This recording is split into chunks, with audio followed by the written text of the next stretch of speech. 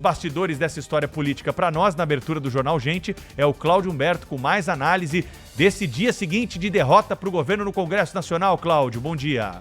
Muito bom dia, Pedro Campos. Olha, foi um baile. O Congresso Nacional deu um verdadeiro baile no governo Lula ontem, em votações acachapantes, como você destacou, com números superlativos, né? Impressionante isso, né? Foram 378 votos a 78 na Câmara, na derrubada da desoneração, do veto da desoneração, por exemplo. Uma demonstração muito forte da Câmara dos Deputados de que os parlamentares, tanto quanto no Senado, não admitem outra coisa senão o respeito à lei que eles aprovaram com 430 votos favoráveis à lei da desoneração, né? Mas, para isso, o que se verificou é que parlamentares muito ligados ao próprio governo tiveram esse entendimento que os vetos do Lula eram absurdos, indefensáveis, não é? E, por essa razão, acabaram se associando a esse grande número de parlamentares que jogaram na lata do lixo os vetos presidenciais. Mas é preciso destacar alguns aspectos muito curiosos. Por exemplo, na votação da derrubada do veto à desoneração da folha de pagamento, e como em qualquer votação, os parlamentares, os líderes partidários, líderes governistas, encaminham uma orientação às suas bancadas. Aí manifestam ali, olha, a bancada do partido tal, pelo seu líder, recomenda que os deputados votem sim ou votem não, enfim, se abstenham. Eles encaminham a orientação, a votação, né? É um dos papéis dos líderes de bancada.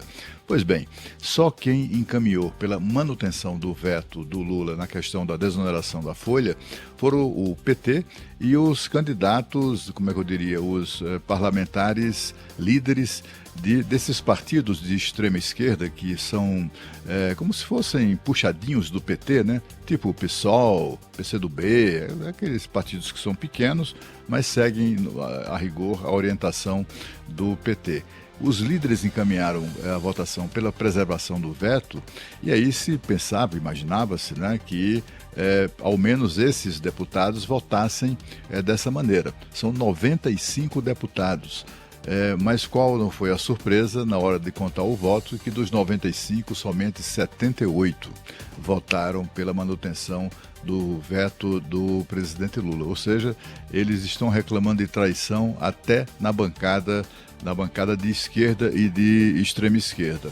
E, de outro modo, também líderes de outros partidos aliados que fazem parte das lideranças, vice-líderes, etc., do próprio governo, também votaram contra o presidente Lula nessa questão dos vetos. No Senado, por exemplo, a senadora Daniela Ribeiro, do PSD de Kassab, que é da Paraíba, o senador Jorge Cajuru, nós até antecipamos aqui a posição dele, que é do Partido Socialista Brasileiro lá da bancada de Goiás, a senadora Dorinha Seabra, do União Brasil do Tocantins, o senador Weverton, que um dia desse entrevistamos aqui, do PDT e do Maranhão, e Zenaide Maia, do PSD do Rio Grande do Norte. Toda essa gente é lulista desde criancinha e todos eles votaram para a derrubada do veto do presidente Lula.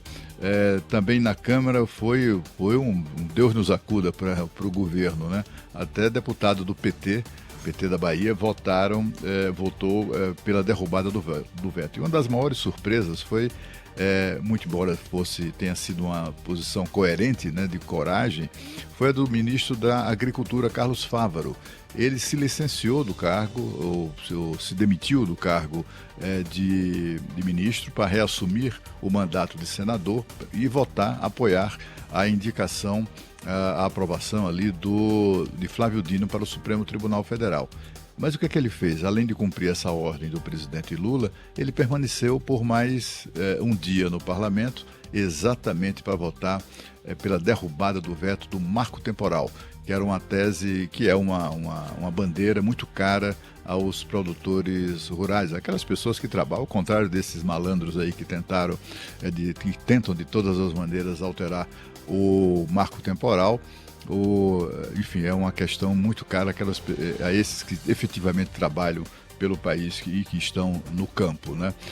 O ministro da Agricultura, portanto, já está sendo apontado como grande traidor, já se discute se ele volta ou não volta ao cargo de ministro, será ou não demitido, mas o fato é que para obter uma votação, né, para que tenha sido registrada a votação tão expressiva na derrubada tanto do veto da desoneração quanto do veto ao marco temporal, esse projeto marco temporal é um projeto que regulamenta o que já consta na Constituição. É basicamente o seguinte: os parlamentares aprovaram a lei dizendo o seguinte: o que está na Constituição é para ser cumprido.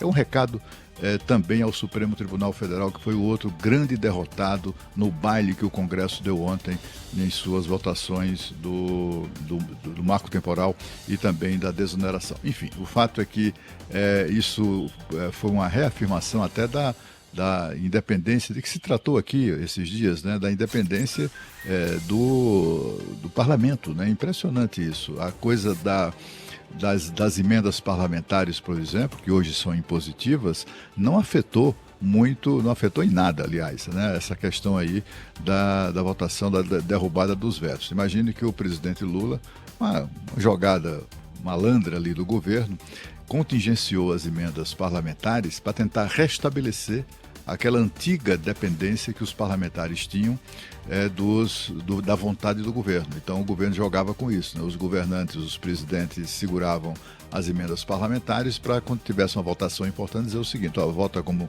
eu quero e eu libero as emendas. Aí o que é que eles fizeram? Malandramente contingenciaram, portanto, suspenderam a liberação das emendas, que são impositivas, que têm que ser liberadas mesmo de qualquer maneira, independentemente da vontade do governo. E aí o que é que aconteceu? Na véspera da sabatina e votação da indicação de Flávio Dino, o presidente Lula liberou 10 bilhões de reais em emendas parlamentares, exatamente para garantir a aprovação do Dino, a aprovação também do Gonê para a PGR, mas, sobretudo, a manutenção dos vetos. E, embora as indicações tenham sido acatadas no Senado Federal, os vetos não. E os vetos foram derrubados, apesar até mesmo dessa jogada aí envolvendo as emendas parlamentares. Agora nós vamos a São Paulo com Thaís Freitas, que nos traz as novidades sobre reforma tributária. Muito bom dia, Thaís. Bom dia, Cláudio Humberto, a todos que estão conosco hoje aqui no Jornal Gente. Reforma